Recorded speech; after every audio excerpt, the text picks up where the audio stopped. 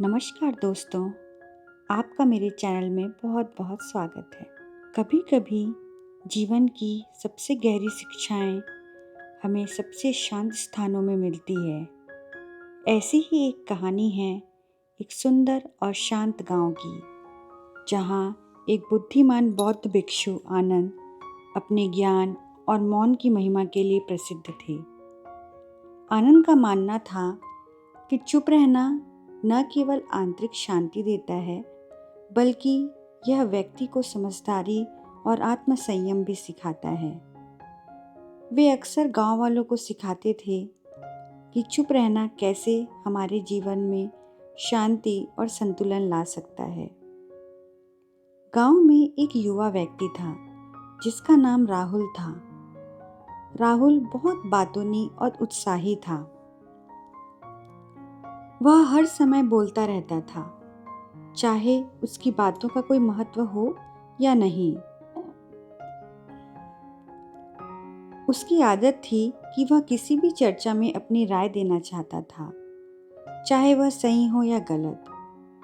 उसकी इस आदत से लोग परेशान रहते थे, लेकिन वह खुद इस बात को नहीं समझता था। एक दिन गांव के कुछ लोग आनंद के पास आए और राहुल के आदत के बारे में शिकायत की।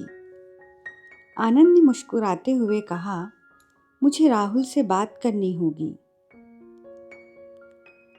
अगले दिन आनंद ने राहुल को अपने आश्रम में बुलाया।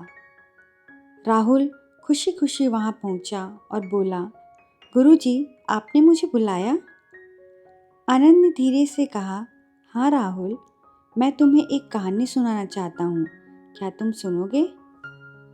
राहुल ने उत्सुकता से कहा, जी गुरुजी, मैं जरूर सुनूंगा। आनंद ने कहना शुरू किया, बहुत समय पहले की बात है। एक राजा था जो बहुत ज्ञानी और न्यायप्रिय था। उसका एक वफादार मंत्री था जिसका नाम हरि था। हरि राजा का प्रिय था और हमेशा उसकी सलाह मानता था। लेकिन एक बात थी जो हरि को परेशान करती थी। वह थी राजा की एक आदत। उनकी एक आदत थी कि वह हर छोटी बड़ी बात पर तुरंत प्रतिक्रिया देने की थी। राजा को बोलने की आदत थी, चाहे वह आवश्यक हो या नहीं। हरि ने सोचा कि राजा को चुप रहने के महत्व के बारे में सिखाना चाहिए। एक दिन हरि ने राजा से कहा, महाराज, मैं आपको एक महत्वपूर्ण बात बताना चाहता हूँ। राजा ने कहा, बिल्कुल बताओ हरि। हरि ने कहा, महाराज, क्या आप जानते हैं कि मौन में कितनी शक्ति होती है? कभी कभी चुप रहना ही सबसे बुद्धिमानी होती है। राजा ने इसे हल्के में लिया और कहा, मैं समझता हूँ, लेकिन मैं तो राजा हूँ, मुझे तो बोलना ही पड़ता है। हरि ने राजा को एक परीक्षण की सलाह दी। उसने कहा, महाराज, आइए एक सप्ताह के लिए एक प्रयोग करें। इस दौरान आप केवल तभी बोलेंगे जब बिल्कुल आवश्यक हो। देखें कि इसका परिणाम क्या होता है। राजा ने हरि की बात मान ली और परीक्षण शुरू हो गया। अगले कुछ दिनों में राजा ने पाया कि जब वह कम बोलता है तो लोग उसकी बातों को अधिक गंभीरता से लेते हैं। उसने देखा कि उसकी समझदारी और निर्णय लेने की क्षमता भी बढ़ रही है। राजा ने महसूस किया कि जब वह चुप रहता है तो उसे सोचने और सही निर्णय लेने का अधिक समय मिलता है। वह अपनी गलतियों को भी बेहतर ढंग से समझ सकता था। इस प्रयोग के अंत में राजा ने हरि को बुलाया और कहा, हरि, तुम सही थे। चुप रहना वास्तव में बहुत महत्वपूर्ण है। इससे मुझे शांति और संतुलन मिला है। हरि ने मुस्कुराते हुए कहा, महाराज, यह सच है कि कभी कभी चुप रहना ही सबसे बड़ी बुद्धिमानी होती है। मौन में शक्ति होती है और यह हमें आत्मसंयम और समझदारी सिखाता है। राहुल ने गहराई से सोचा और फिर आनंद की ओर देखा। गुरुजी, क्या आप कहना चाहते हैं कि मुझे भी कम बोलना चाहिए और चुप रहना सीखना चाहिए? आनंद ने धैर्यपूर्वक कहा, हाँ राहुल, चुप रहने से हमें कई फायदे मिलते हैं। जब हम चुप रहते हैं तो हम अधिक सुन सकते हैं, अधिक समझ सकते हैं और सही डिसीजन ले सकते हैं। इससे हमारी सोचने की क्षमता बढ़ती है और हम आत्मसंयम सीखते हैं। राहुल ने सोचा और फिर धीरे धीरे कहा, गुरुजी, मुझे समझ में आ गया है।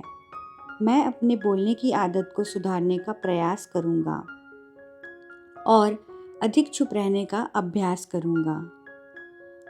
आनंद ने संतोषपूर्वक मुस्कुराते हुए कहा, यह तुम्हारे जीवन के लिए एक महत्वपूर्ण कदम है राहुल। याद रखो, मौन में शक्ति होती है। यह हमें आत्मसंयम, धैर्य और समझदारी सिखाता है।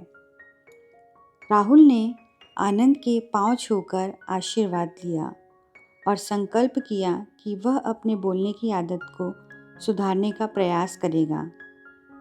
उसने अपने शब्दों का सही उपयोग करने और सोच समझकर बोलने का अभ्यास शुरू किया। धीरे धीरे उसकी ज़िंदगी में बदलाव आने लगे। उसके संबंध सुधरने लगे और लोग उसे सम्मान और प्रेम देने लगे। आनंद ने राहुल को देखकर गर्व महसूस किया और सोचा कि अगर हर व्यक्ति चुप रहने के महत्व को समझे और इसका पालन करे तो यह दुनिया कितनी सुंदर और शांतिपूर्ण हो सकती है। चुप रहने के फायदे को पहचान कर राहुल ने अपने जीवन को सकारात्मक दिशा में बदल लिया और एक नई शुरुआत की। इस प्रकार आनंद और राहुल की कहानी ने गांव के लोगों को चुप रहने के महत्व की महत्वपूर्ण शिक्षा दी। सभी ने मिलकर यह संकल्प किया कि वे अपने शब्दों का सही उपयोग करेंगे और मौन का पालन करेंगे। इस गांव में शांति और समझदारी का संतुलन वातावरण बना। दोस्तों, चुप रहने में बहुत शक्ति होती है। मौन हमें आत्मसंयम, धैर्य और समझदारी सिखाता है। जब हम चुप रहते हैं तो हम अधिक सुन सकते हैं, अधिक समझ सकते हैं और सही निर्णय ले सकते हैं। इसलिए हमें मौन का महत्व समझना चाहिए और इसे अपने जीवन में अपनाना चाहिए। हमेशा ज़्यादा बोलना ज़रूरी नहीं होता। मौन हमें धैर्य और समझदारी सिखाता है। दोस्तों, ये थी मेरी आज की कहानी। तो मैं आपको जल्द ही एक नई कहानी के साथ मिलूँगी। तब तक खुश रहिए, मस्त रहिए और अपना ख्याल रखिए।